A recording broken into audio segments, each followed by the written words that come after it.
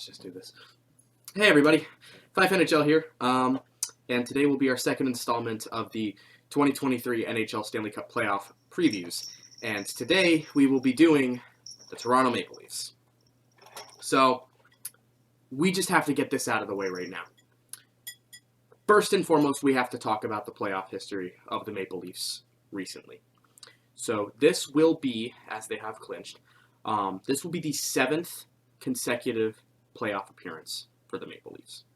This is, of course, considering that you count the play-in round of the 2020 Stanley Cup playoffs. Some people do, some people don't, and this is a bit convoluted because the NHL said that it wouldn't count as playoffs, and then after the 2020 playoffs, they've counted the statistics in the play-in round as the playoffs, and they've kind of been like, yeah, it's kind of the playoffs. So they said it wasn't, and then they said it was, and a lot of people are confused. I just count it. It was the postseason. Whether you consider it part of the bracket playoffs or not, it was the postseason. It was after the regular season. I count it. With that out of the way, firstly, when you are considering the current Maple Leafs regime and their current choking habit, you have to forget about 2013. Well, what are you talking about? You know, it was their most recent playoff performance before this core, and they choked in a Game 7 at home to Boston, and they proceeded to do that 2 more times. I know. But it was a different team. It was a different core. It was a different coach. It was different management. It was a different office. For all intents and purposes, with the exception of the Toronto Maple Leafs logo, it was a different team. Boston still has a few players around from that series, but Toronto really doesn't. So I think I personally don't take that into consideration. Moving on, 2017, this was the first year that this core makes the playoffs. And again, you know, it's their first time making the playoffs. You don't really expect a young core to do much in their first postseason, especially when Toronto barely gets in. So they go up against the very powerful Washington Capitals.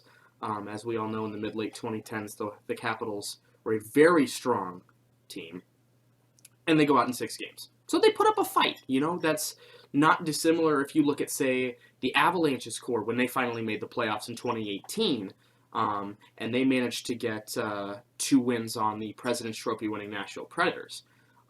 So, you know, you really can't fault Toronto there. You don't hear a lot of people talking about it when you pull up this string of chokes for that reason, because it really wasn't a choke. Then, the next year, this is really the first year that people start talking about it. And the primary reason people start talking about it is because it's more of the same. Very familiar situation for Toronto. Boston, first round. Boston has home ice advantage. Game 7, in Boston, Toronto gives up a lead and loses in Game 7. They choked the game, but I'm not inclined to say they choked the series, because I think that Boston was the better team in that postseason, on paper and in practice, and that's why they won. Toronto was a good team, but I would still say 2018, they're not really ready yet.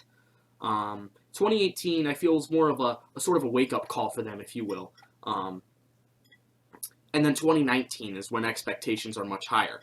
And their opponents are the Boston Bruins. There's something different in this series, though. Toronto has a 3-2 series lead going into Game 6 in Toronto. They have an opportunity to end it. We don't have to do Game 7. We don't have to do this. We can end it here. And they don't. They do not do that.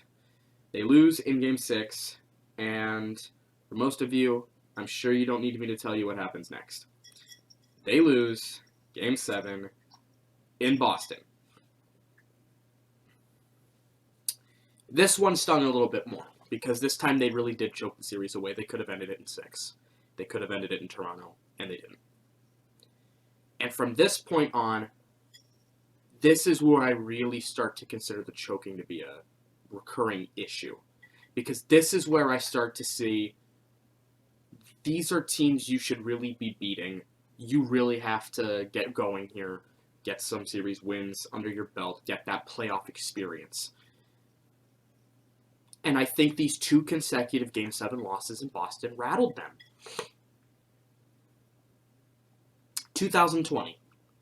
Toronto was forced to play in the play-in round, and they are playing the Columbus Blue Jackets. And the Blue Jackets are a fine team, but they are not a powerhouse by any stretch of the imagination. This is a best-of-5 series, and not a best-of-7 series. And I remember a lot of people joking around at the time, aha, this is where Toronto wins a playoff round because they can't lose in Game 7 because there won't be a Game 7. Well, the Blue Jackets take a 2-1 series lead after Toronto blows a 3-0 lead in the game and loses 4-3. And everybody looked at that and said, well, here's another choke by Toronto. Because Toronto really should have beaten the Blue Jackets. But then, everything seemed different. The very next game, the exact opposite happened. Columbus blew a 3-0 lead and lost 4-3 to Toronto. Tied the series back up. We go into Game 5, and Toronto loses. Again, in the final game possible of the playoff series in the first round, they lose. Again. Okay. 2021 Stanley Cup playoffs. Things are different. We do not have the regular NHL divisions. Instead, Toronto is playing up in the North Division, the Canadian division of the Canadian teams. Their opponents, the Montreal Canadiens, that took an opportunity from a slipping Calgary Flames and took that 4th and final seed in the North. And some people would argue didn't really have any business in the postseason. They wouldn't have been in the postseason in a normal NHL season, but it wasn't a normal NHL season, and they were in. This time, Toronto comes out swinging, and they look great. They take a 3-1 commanding series lead against their original 6 rivals in Canada, Montreal. They have a chance to end it in Game 5, and they don't. It's all right. It happens. They have a chance to end it in Game 6. This is really when they should be, getting past the first round. Montreal, a very, very beatable team here. And they lose. Okay, Game 7. You have to win. You can't do this again. Not to the Canadiens. Not to a team that many argue shouldn't be in an NHL postseason. And they lose. They lose Game 7. Toronto chokes again. Now, by no means am I arguing that Montreal should not have been in that postseason. We all know what happened from there. Montreal went on a fantastic run to the Stanley Cup final. But on paper, Toronto should have shellacked Montreal, and most teams in that postseason should have shellacked Montreal. Montreal was seen as a team with kind of 1 foot in, 1 foot out, kind of rebuilding. They still had some pieces, but Montreal should have been defeated by the Toronto Maple Leafs, all things considered equal. And Toronto choked a 3-1 series lead. Toronto had that series, and they choked it. Moving on to 2022, you can really start to feel the seat get hot. GM Kyle Dubas has tried a lot. He's tried to bring in newer players. He's tried to shake up the middle and bottom 6. He's tried to bring in a better supporting cast for Austin Matthews and Mitch Marner. He re-signed William Nylander. He brought in John Tavares. He brought in a new coach in Sheldon Keefe. And none of it has worked so far. You can really feel the seat getting hot in Toronto for both Dubas and now Sheldon Keefe too. 2022 Stanley Cup playoffs. I'm not going to sugarcoat it. I'm not going to fantasize it here. Toronto loses in Game 7 again. Toronto had an opportunity to end it in Game 6 again. And they couldn't. Again. But this time is different, and let me tell you why. Their opponents in the 2022 playoffs were the Tampa Bay Lightning. The Tampa Bay Lightning were coming off back-to-back Stanley Cup championships. The Tampa Bay Lightning were very much still a Stanley Cup contender. And the Tampa Bay Lightning ended up making the final again, and they were only finally stopped by the Avalanche.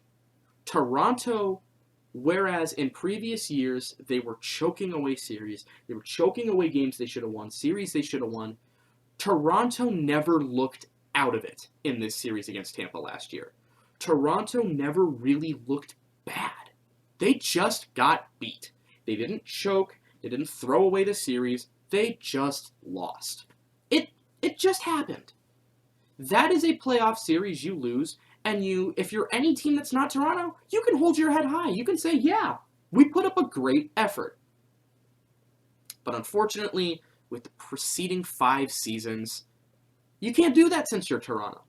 And a lot of people will say, you choked again. They didn't. They did not choke again. That was not a choke. They just lost. But that's probably not how people are going to see it. But that's enough of the past. We just had to establish that little history trip if you didn't know. Most hockey fans do. Let's talk about this year. So, the Toronto Maple Leafs have guaranteed their playoff matchup. It is against the Tampa Bay Lightning. Again, for the second year in a row. Deja vu, anybody? 2018 and 2019? But the Maple Leafs, as usual, have had a great regular season. They're holding currently a .658 points percentage, a positive 47 goal differential, with 45 wins on the season. Second in the Atlantic. They don't seem that they're going to be giving that second spot up to Tampa. Looks like they're going to have home ice advantage. So it's not guaranteed yet, but it looks like they will be having home ice advantage against the Lightning. So some team stats. Again, like I said, this will be their 7th consecutive playoff appearance. And if they lose, their 7th consecutive first-round exit. By year. They've lost more first-round appearances dating back to much before that. But in terms of consecutive years, it's been a first-round exit since 2017.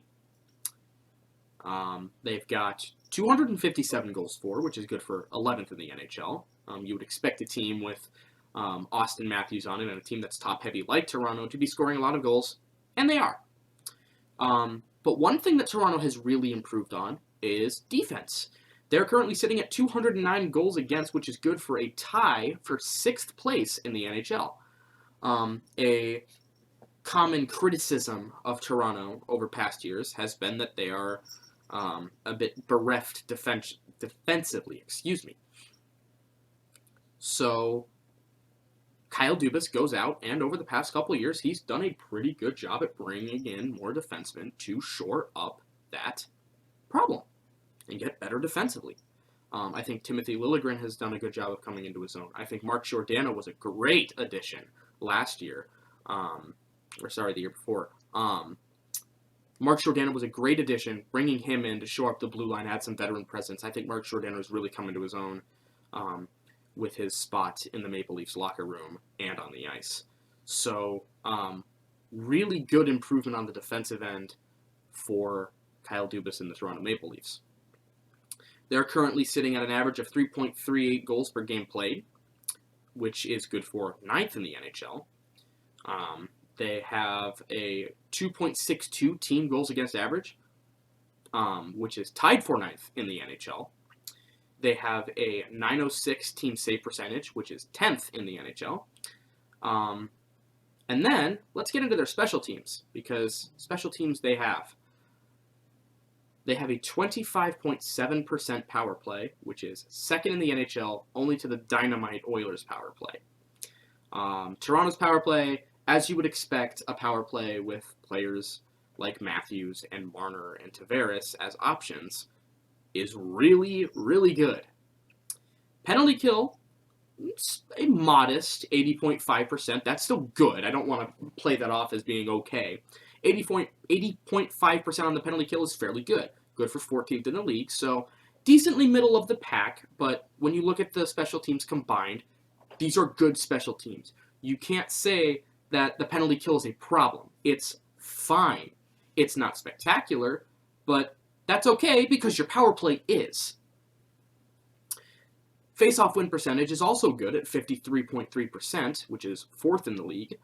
And lastly, they're averaging 29.2 shots against per game, which is 6th in the NHL. Again, as we talked about with the goals against, much better on the defensive end of the puck. And I think that there's still a bit of a lingering misconception that Toronto's defense isn't that good. And I think that that just comes from the fact that Toronto is very top-heavy by appearance. When you've got Matthews, Marner, Tavares, and Nylander as 4 of your top 6, it's just going to appear that way. But, they are currently 6th best in the league in shots against per game, so they're doing a good job at shot suppression. Moving on into player stats, first and foremost, we got to talk about Austin Matthews. So, compared to last year's stellar 60-goal season, Matthews is having a down year. He's not having a bad year by any means. He's currently posting 37 goals and 42 assists for 79 points in 69 games played. So he's a good fair bit over a point per game. No complaints there. Bit of a down season, which can be expected when you have as good of a season as the previous season. I remember Nikita Kucherov when he had his 128-point season. He dropped off a little bit after that, but he wasn't bad. He still had a good season. It just wasn't the incredible, amazing, fantastic 128-point season. So Matthews is not playing bad hockey in any terms, but it's just, he's taken a mild step back. But, it's promising to see that your player can drop back by almost 20 goals here based on his averages, and your team is still playing really well. So it's clear that Austin Matthews isn't really carrying the team. Next up, we've got Mitch Marner with 28 goals, a team-leading 67 assists, and a team-leading 95 points in 75 games played. Looks like we will be most likely seeing Marner here break 100 points as long as he's not getting rested too much here to end the regular season. Marner has had a fantastic season. I think Marner has had a very underrated season. I think Marner is a fairly underrated player in the NHL. I think he kind of has a bit of that issue of living a little bit in Austin Matthews' shadow, which isn't to be unexpected when you're on Austin Matthews' team. But I think Marner has done a very good job this year and has been one of the driving forces behind Toronto's regular season success. Next up, we've got John Tavares, who is still going strong. The captain himself, 33 goals, 43 assists, and 76 points in 75 games played. So that's 3 players currently over a point per game in the Maple Leafs lineup. Tavares, again, has been playing very well.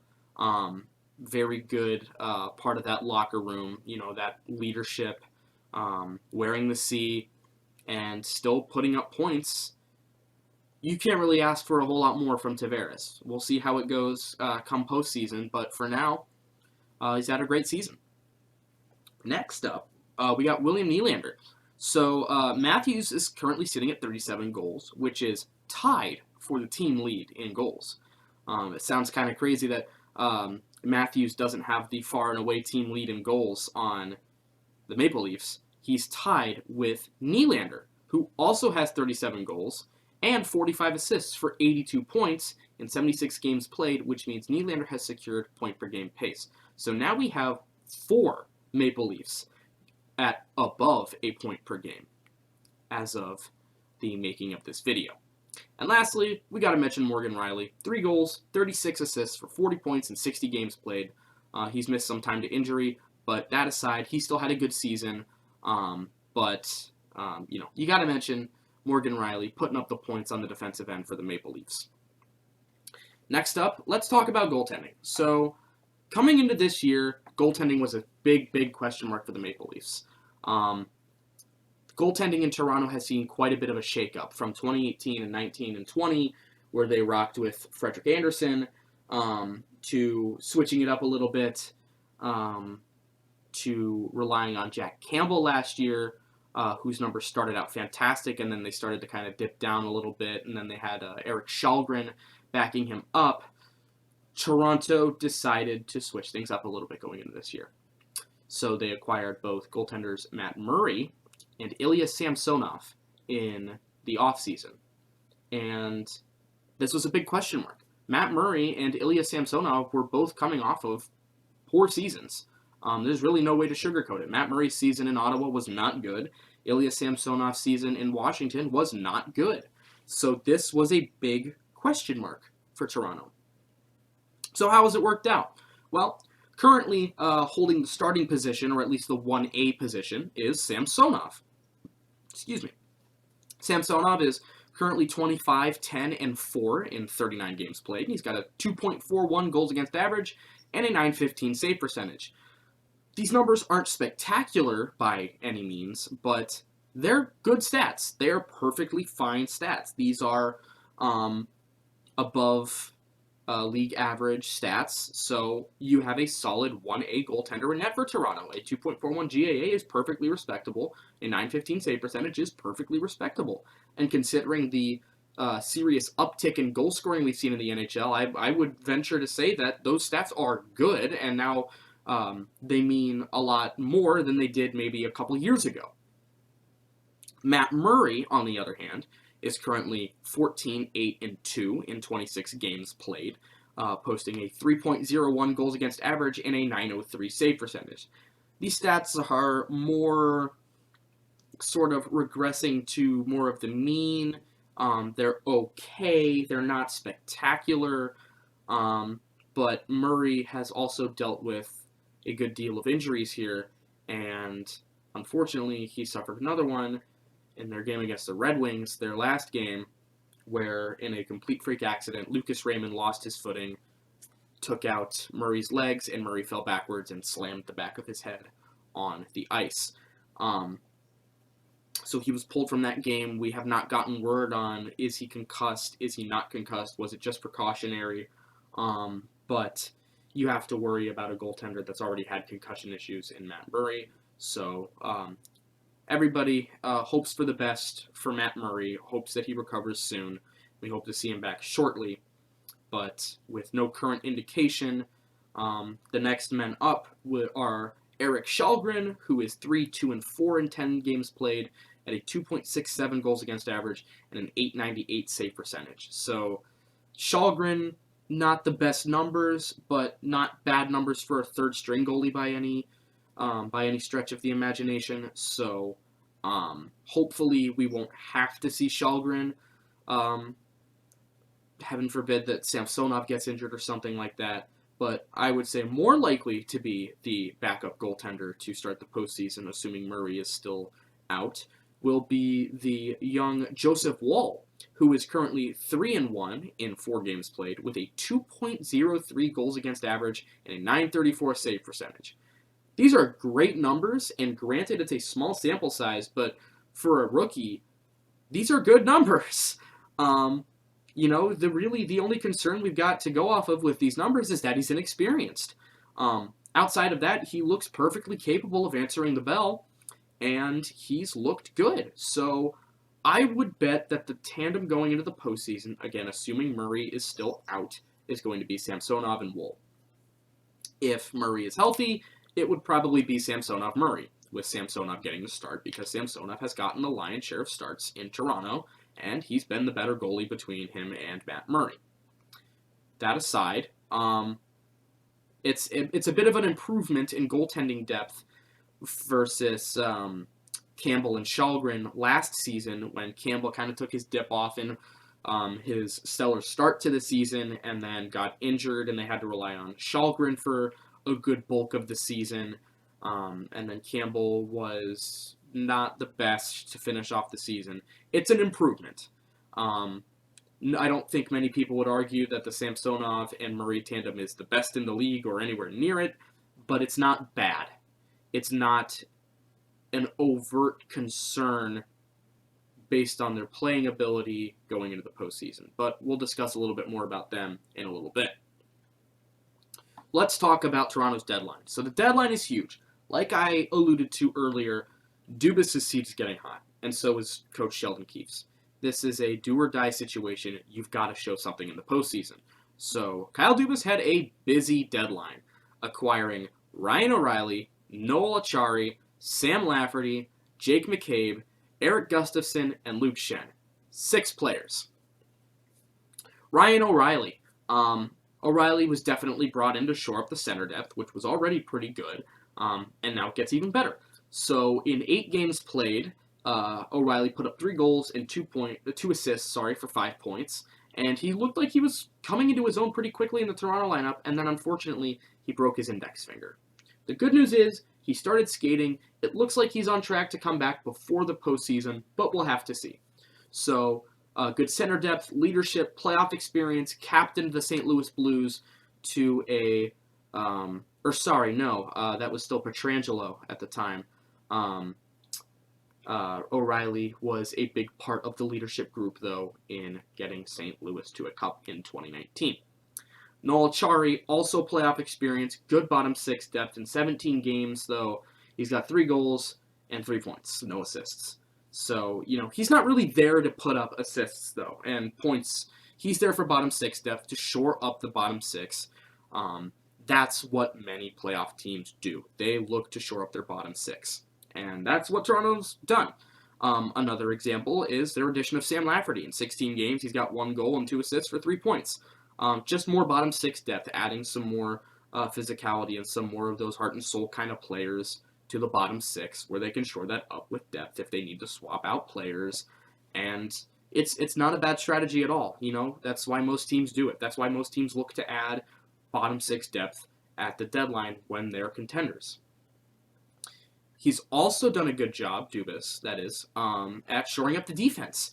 So he's acquired 3 defensemen and 3 forwards. We went over the forwards, and now the defenseman, Jake McCabe, is one.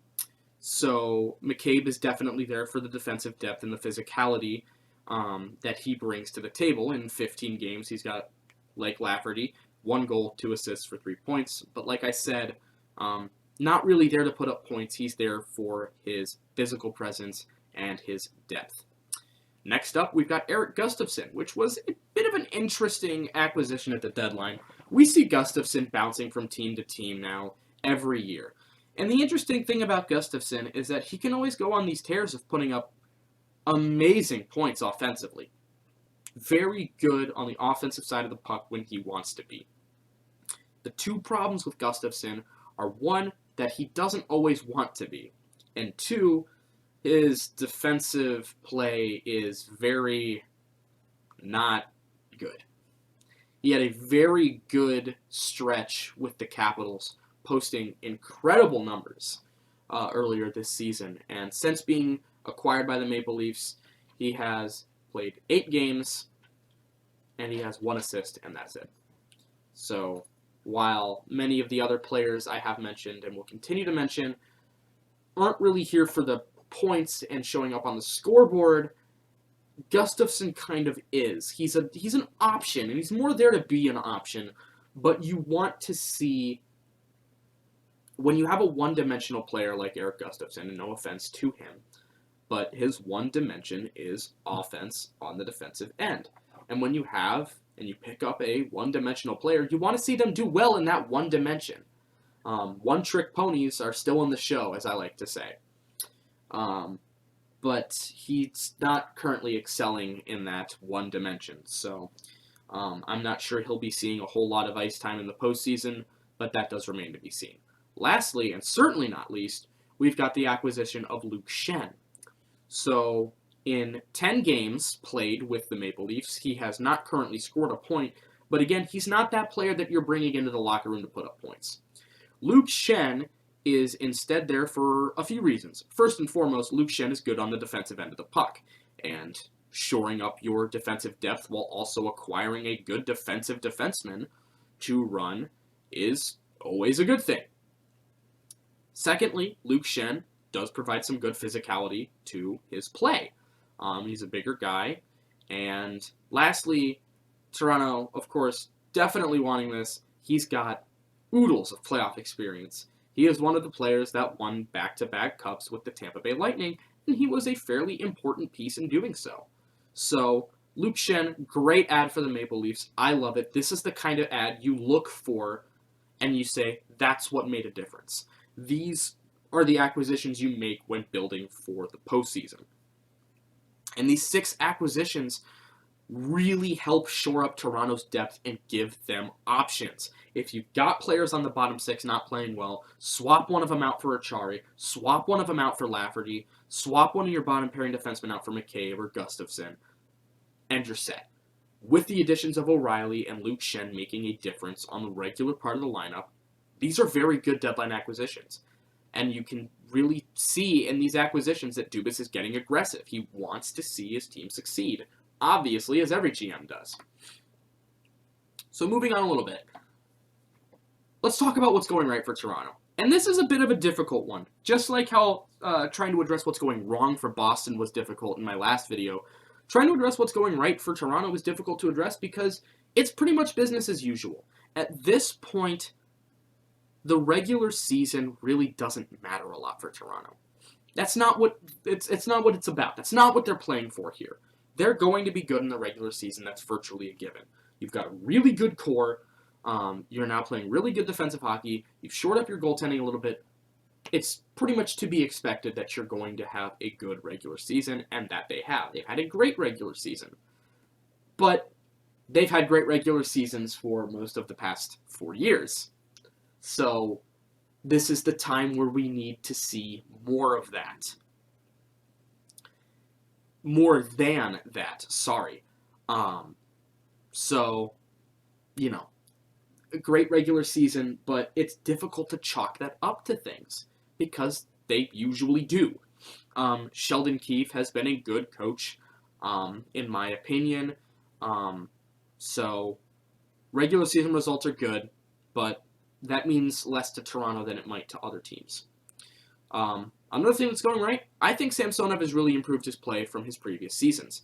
You know, it wasn't long ago that we were looking at the upcoming young goalies and the trio of terrifying Metro Russian goalies coming in Igor Shesterkin, Ilya Samsonov, and Ilya Sorokin. And Shesterkin and Sorokin have certainly lived up to those expectations. Samsonov has certainly not. But with this season in Toronto, I think he's definitely gotten a step closer. Like they always say, goalies are voodoo, and Samsonov still has plenty of time to prove himself in some way. I'm rooting for Samsonov. I like Samsonov. I think he's a good guy. So, can he step it up in the postseason? Can he show what he's capable of when he faces off against Andrei Vasilevsky, a classic Russian goalie matchup? We will see. So, beyond that, Toronto's improved their depth. Like I just addressed with their deadline acquisitions, Toronto's depth is looking a lot stronger than it has in recent years. It gives them options. If something isn't working in the playoffs, they can fix it on the fly. Having good depth options is a seriously underrated good thing to have in the postseason. Because even if things are going well, you can, in less important games and not sudden death or not must-win games, you can swap some of your bottom six guys out to give them a rest. It's helpful to have options. And that's what they have more of this year. And then, of course, you can't mention Toronto without mentioning their core and how they're all still going strong. Primarily Matthews, Marner, Tavares, and Nylander. Also Morgan Rielly, of course, being their linchpin on defense. But their core's still going strong. But like I said, it's kind of difficult to talk about what's going right. Because, well, at this time last year, I'd be saying the same thing. Just swap Samsonov with Campbell, and it's pretty much the same thing. And going back to previous years, it's pretty similar too. They're having a great regular season. Okay, well that doesn't mean anything to Toronto anymore. They've had great regular seasons for the past 5 years. So what next?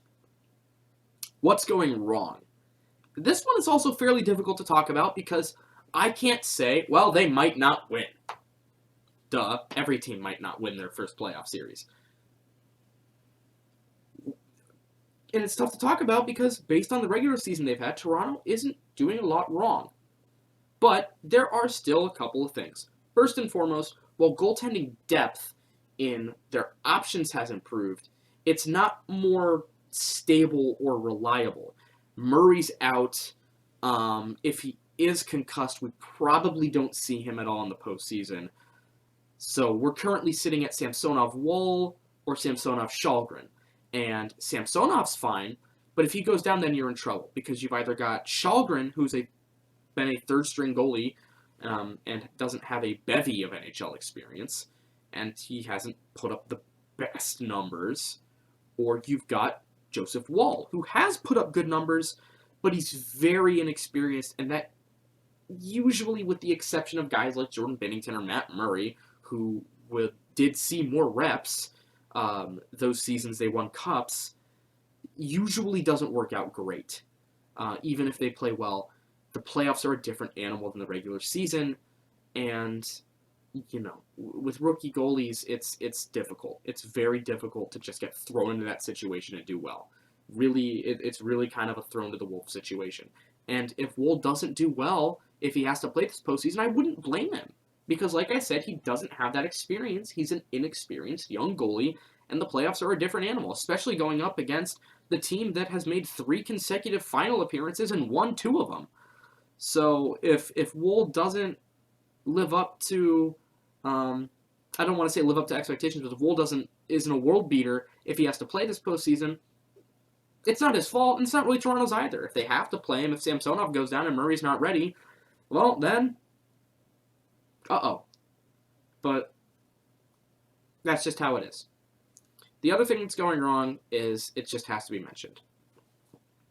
Toronto has to win this year. And I feel like we've been saying that for a while. But I really feel like the leash is running out of leeway.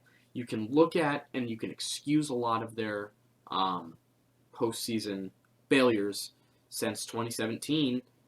2017, that was their first year in the postseason. They weren't really ready. 2018, Boston was the better team. And, it sucks that we lost in Game 7 after having a lead in Boston, but it is what it is. They were the better team. 2019, Boston, they went to the final. They were destined to get there. They were the better team again. 2020, it wasn't our year. COVID screwed everything up. 2021, it wasn't our year. COVID screwed everything up. Montreal made it to the final. They were the better team. 2022, Tampa Bay, they're the Tampa Bay Lightning. They're a dynasty. Of course we can't win. It's easy to make excuses over and over again. And obviously, I think the Tampa excuse, I don't like to call that one an excuse because I think it's just true. Like I said, they didn't choke, they just lost. But with how many consecutive years they've been eliminated in the first, that's not an excuse anymore. Even if it's Tampa again, even if they lose again, that's not an excuse anymore. You have to win this series. Dubas, his job is on the line. Keith, his job is on the line. I would not at all be surprised if Toronto loses this first round playoff series to Tampa if we do not see either of Keith or Dubas in Toronto next year. I would not at all be surprised by that. I would be more surprised if we do see both of them back after a first round exit once again. And it sucks because you can look at the series all you want and you can say, yeah, maybe Tampa does look better on paper again. And you can't blame Toronto again if they have a good performance and just happen to lose. But you're in that situation now. You put yourself in this situation where you have no room for error. You have no room for forgiveness because of the past. You have to win. But it's a paradoxical issue now. We've seen what pressure does to Toronto in the postseason. I truly believe that the 2020 and the 2021 losses were because of the pressure from losing both of the previous years to Boston. And the pressure it puts on them that, okay, now we have to win, and it rattles them. So now they're in a situation where they're facing Tampa, and they're like, okay, now we really, really, really, really, really have to win, and that's just going to put even more pressure on them, and it's going to rattle them even more. All of that being said, I think they do it. I really do. And just for clarity, I predicted Toronto would lose in 2018. I predicted Toronto would lose in 2019. I predicted Toronto would lose in 2020. I predicted Toronto would lose in 2021. and I predicted Toronto would lose in 2022. It was the easy bet, if you will, that Toronto would choke in each of those playoff series because of the past. And it got easier and easier to say Toronto will lose the series, Toronto will lose the series, Toronto will lose the series. But with how different they looked last year and how they seem to be humming along this year, something in my gut, I really like to trust my gut. Something in my gut is telling me they do it. They finally do it this year. And we will get to Tampa Bay in my next video, but based on Tampa Bay as well, I can really, truly, honestly see it. I can see Toronto making it past the first round. That being said, I don't think they make it past the second round with how overall extremely competitive the East is this year. But you know what? That's okay. At this point, you just need to win a round. I think as soon as Toronto gets that monkey off their back and wins that first round series, and they finally win a playoff round with this core for the first time in years, I think once they do that, that becomes a much, much more dangerous postseason team. They just have to get the weight of expectations and pressure off their shoulders. And once they do that, I think it'll be a lot more smooth sailing. And I think it'll be a lot easier for this team to just take a breather, exhale, and go on a cup run. But we will see. But I feel decently confident in saying this is finally the year. And I'm not a Toronto fan. I'm wearing a Maple Leafs jersey because I'm a jersey collector, and I felt it appropriate to wear a Maple Leafs jersey for my Maple Leafs video. So, but let me know what you think. Is Toronto in for yet another first-round exit? Is Toronto in for yet another first-round disappointment in a Game 7? Or are the Maple Leafs going all the way this year? Are the Maple Leafs going to win their Stanley Cup? Are they going to snap that long, historically long cup drought and finally lift the cup for Canada once again, for Canada's team? Let me know in the comments. Let me know what you think. And if you liked this video, please don't forget to leave a like. And if you really like this video and you want to see more analyses of these playoff teams or your favorite team, please consider giving me a subscription. These videos are a lot of fun to do. I'm really happy that I can reach out to the fans in a more direct way now. And now that I'm making these videos, I have a way to do it, and I can share my thoughts and what I think of each team. And this is just a lot of fun to do. I've been really enjoying doing this over the past couple days, and I can't wait to do the rest of the teams currently in the playoff hunt. So, once again, please don't forget to leave a like, please don't forget to comment, and please don't forget to subscribe if you really enjoy my content and you want to see more of it. Thank you so much for watching, everybody.